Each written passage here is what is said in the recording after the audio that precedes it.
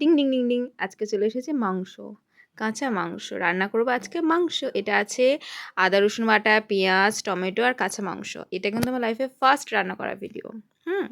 এখানে কড়া গরম হচ্ছে, সাথে সাথে দিয়ে দিলাম তেল। এখানে সর্ষের তেল দিলে একটু বেশি ভালো হতো। এখানে দিয়ে দিলাম তারপর গোটা গরম মশলা। এটা দিলে আসলে গন্ধটা খুব ভালো হয়।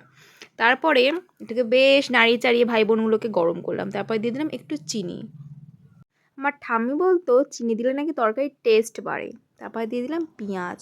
এটাকে ভালো করে কষলে কষলে জিনিসটাকে ভালো করে নরম ল্যাদল্যাতে বানিয়ে দেবো, যতক্ষণ না পর্যন্ত আমার অরেঞ্জ অরেঞ্জ বা ওই সে ব্রাউন কালারটা আসছে। এখানে আমার ক্যামেরা কখন উল্টে গেছে, কখন এরকম চিৎপাত হয়ে শুয়ে রয়েছে ভিডিও রেকর্ডিং করছে আমি জানিও না। এখানে ক্যামেরাটা উল্টে গেছে। তারপর দিয়ে দিলাম টমেটো। এইভাবে করে দেখবেন, দেখবেন খুব সুন্দর খেতে হবে। এমন কেউ নেই যে তরকারি খাবে না, সবাই চেটে পুটে সাফ করে দেবে। তারপর এটা আমি হচ্ছে ওই কী করে নাড়াচ্ছি ভালো করে, ওই ভালো করে মিশিয়ে নিতে হবে জিনিসটা। মিশিয়ে নেওয়ার পর ওয়েট করতে হবে যাতে ওটা আরও ল্যাদ মতন হয়ে যায়।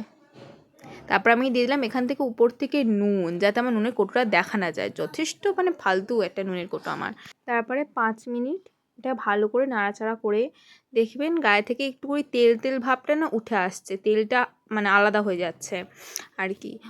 তারপর আমি দিলাম আদা রসুন বাটা, নিয়ে আবার এইগুলোকে ভালো করে ঘন্ট করবো, নেড়ে নেড়ে নেড়ে নেড়ে একাকার করে দেবো। যত গায়ের জোর আছে দিয়ে নাড়াবেন। কিন্তু দুর্ভাগ্যবশত এটা আমার প্রথম ভিডিও তো আমি ক্যামেরাটা ঠিকঠাক রাখতে পারছি না। আমার এটাই না লাস্ট ভিডিও যা, ওর জন্য আমি হাতে ক্যামেরাটা নিয়ে নিয়েছি, কারণ স্ট্যান্ড থেকে ফোনটা বারবার পড়ে যাচ্ছিলো। ওই জন্য এখানে ভালো করে আমার গায়ের যত জোর আসে এখানে পেশাই দিয়ে ভালো করে চটকে দিয়েছি। তারপর দিয়ে দেবো আলুটা দিয়েও নাড়িয়ে নিলাম, কিন্তু আমি ফোন ধরে ভিডিও করতে পারছিলাম না, ওই জন্য ফোনটা একটু সাইডে রেখে আলুটাকে ভালো করে মাখিয়ে নিয়েছি। তারপর এখানে নুন দেবো, হলুদ দেবো। এখানে আমার যেহেতু ভাই বাবা দুজনেই খাবে, তার জন্য আমি লঙ্কার গুঁড়ো দেবো না, তার জন্য দেবো কাশ্মীরি লঙ্কা গুঁড়ো আর একটুখানি চিকেন মশলা। ভালো করে দিয়ে আবার ঘন্ট করব। দেখি ঘন্ট করার পর আবার আমার কড়াটা ধরতে অসুবিধা হচ্ছে, কারণ কড়া ধরারও কেউ নেই, বেকার আমি অসহায় এক নারী। যাই হোক, তারপরে এটা ভালো করে কষার পর এবার আমি দিয়ে দেবো ম্যারিনেট করা মাংসটা। এটা কিন্তু 10 মিনিট ধরে ম্যারিনেট করে রাখা ছিল। ম্যারিনেট করা মাংসটা দিয়ে দেওয়ার পর ভালো করে কষতে হবে। এটা মিনিমাম কিন্তু কষার ওপরই মাংস রান্না কিন্তু ডিপেন্ড করছে। যতক্ষণ ধরে কষতে পারবে মাংসটা কিন্তু তত সুন্দর খেতে হবে। এটা আরও 10 মিনিট ধরে কষতে হবে। এই ঝিঙ্গালালা হু হু হি হি।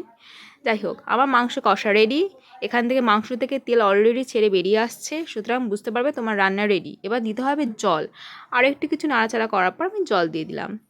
পরিমাণ মতন জল দেওয়ার পর একটু ভালো করে মশলাটার সাথে একটু মাংসটা মাখিয়ে নিতে হবে। দিয়ে একটা থালা চাপা দিয়ে দিয়ে আস্তে একদম কম লেভেলের আঁচে ভালো করে ফোটাবেন। ফোটানোর পর এই হয়ে গেল আমার মাংস দুর্দান্ত চুম্মা। টাটা।